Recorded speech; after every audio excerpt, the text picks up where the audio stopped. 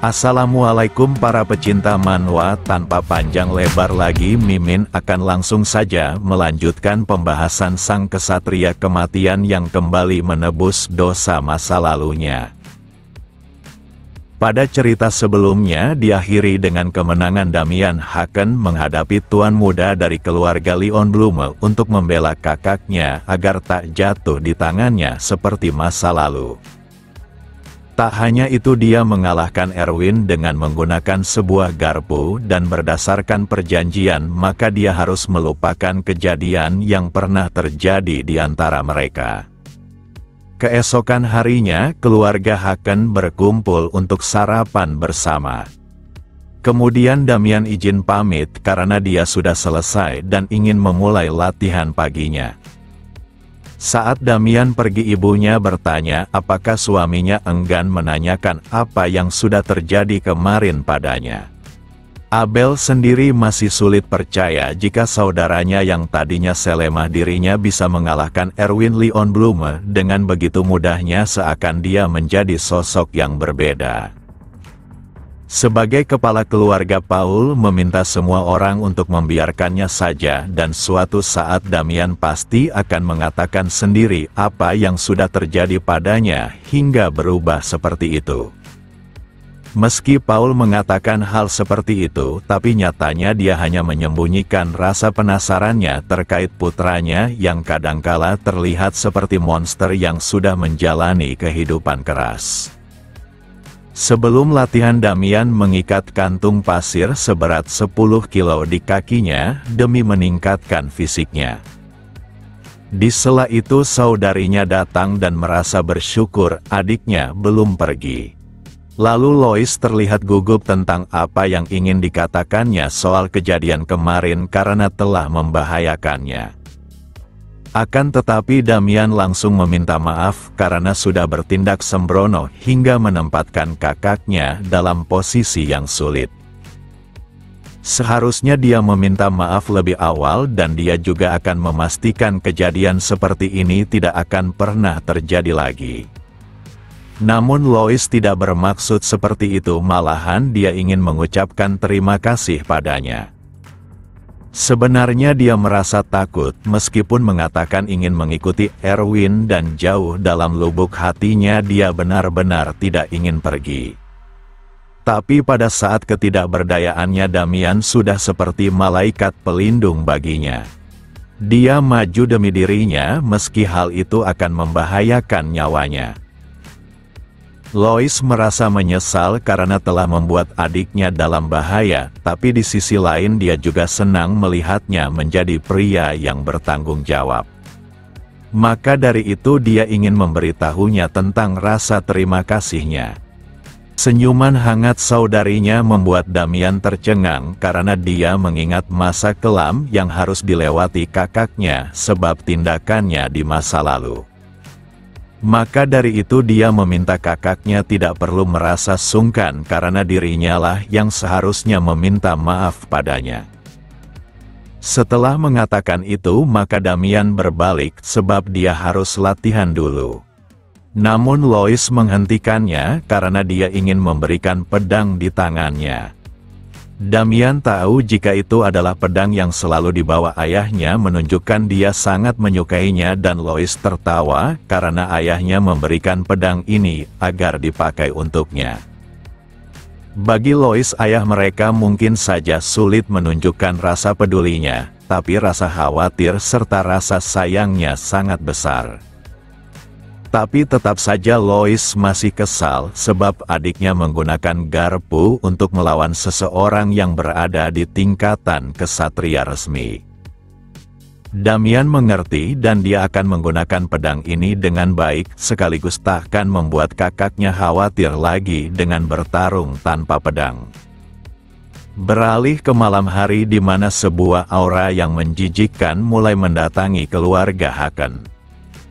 Sementara itu salah satu penjaga menertawakan rekannya sebab dia terus menguap dan jika seperti itu terus maka mulutnya bisa robek.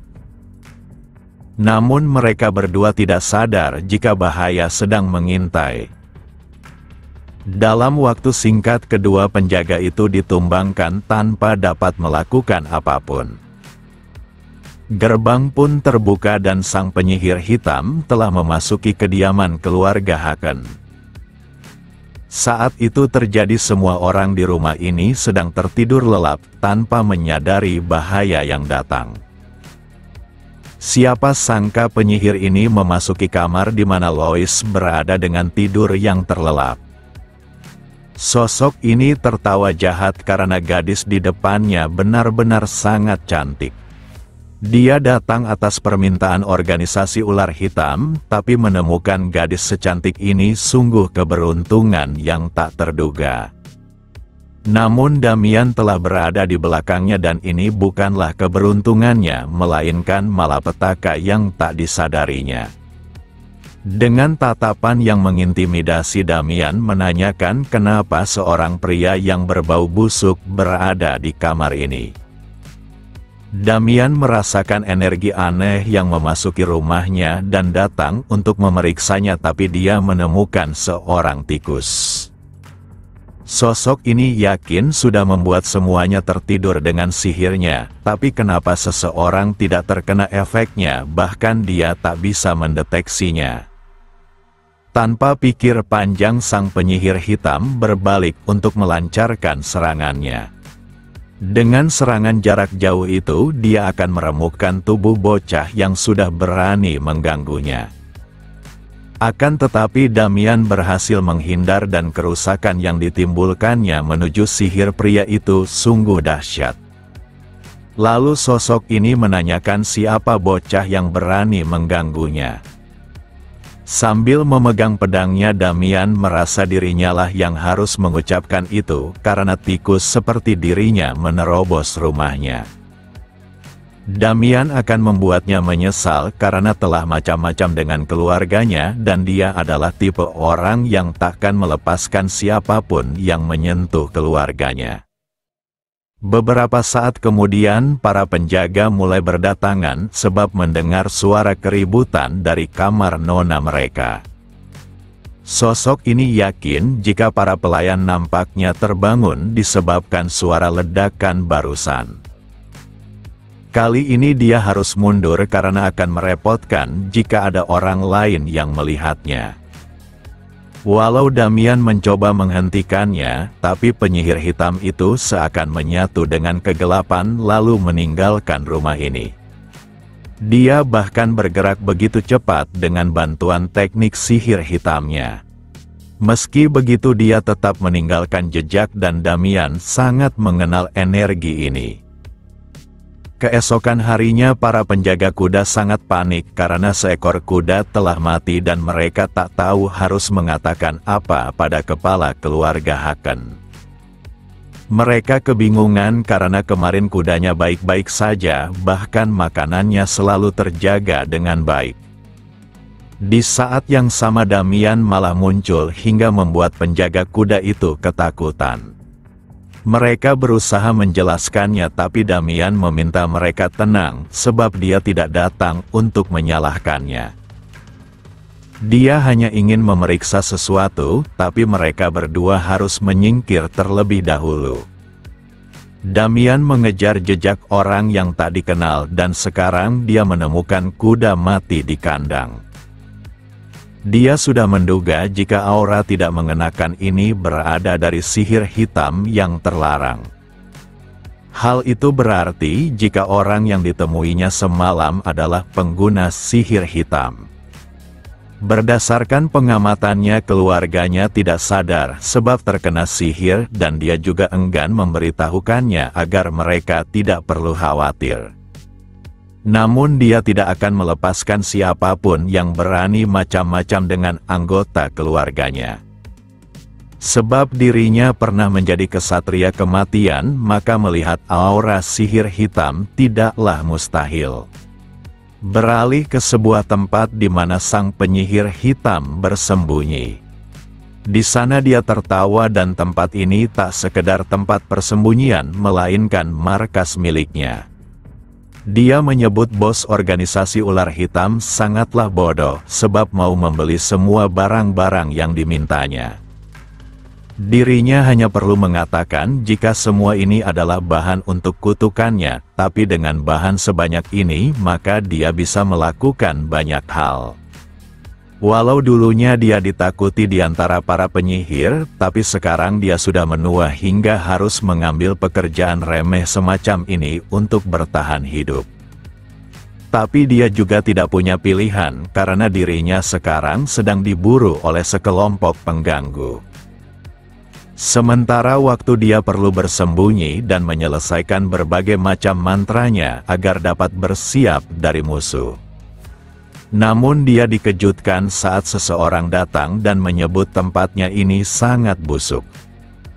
Orang itu adalah Damian dan dia merasa kasihan karena seorang pria tua harus tinggal sendirian di tempat menyedihkan ini. Penyihir hitam itu kini tahu jika orang di depannya adalah sosok yang ditemuinya semalam dan dia adalah tuan muda dari keluarga Haken. Tapi dia penasaran bagaimana Damian menemukannya dan Damian menjawab jika dia hanya perlu mengikuti baunya yang memuakkan.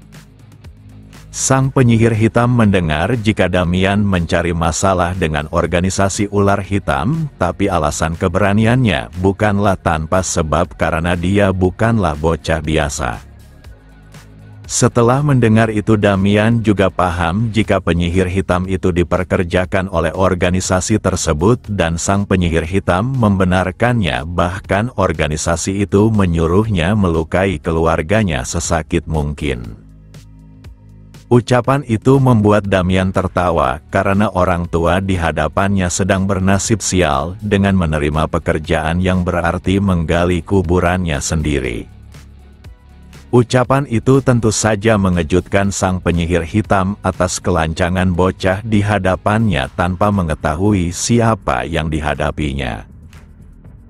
Seketika dia murka dengan menyebut Damian sangat menarik, bahkan memutuskan membuatnya menjadi bahan percobaannya. Damian merasa hal itu sangat mustahil, dan dia juga sebenarnya tak ingin menghabisi nyawa seseorang di kehidupan ini, tapi nampaknya pertumpahan takkan bisa terhindarkan. Dari semua yang dibencinya hanya penyihir hitam yang membuatnya sangat ingin menghancurkan mereka semua sampai tak tersisa di dunia ini. Sosok ini kembali terkejut karena berdasarkan ucapannya maka Damian mengetahui identitasnya. Jika seperti itu maka dia benar-benar tak bisa membiarkannya kabur dari tempat ini apapun yang terjadi. Tanpa pikir panjang lagi sang penyihir hitam melesatkan serangannya dalam jumlah yang cukup banyak. Tapi tubuh Damian sudah cukup terlatih dengan stamina yang ditingkatkan sehingga dia bergerak cepat menghindari bahkan maju ke arahnya. Sang penyihir hitam sungguh terkejut karena bocah yang dilawannya dapat bergerak dengan begitu cepat. Dalam sekejap mata dia sudah berada di depannya, bahkan menebasnya dengan pedang di tangannya.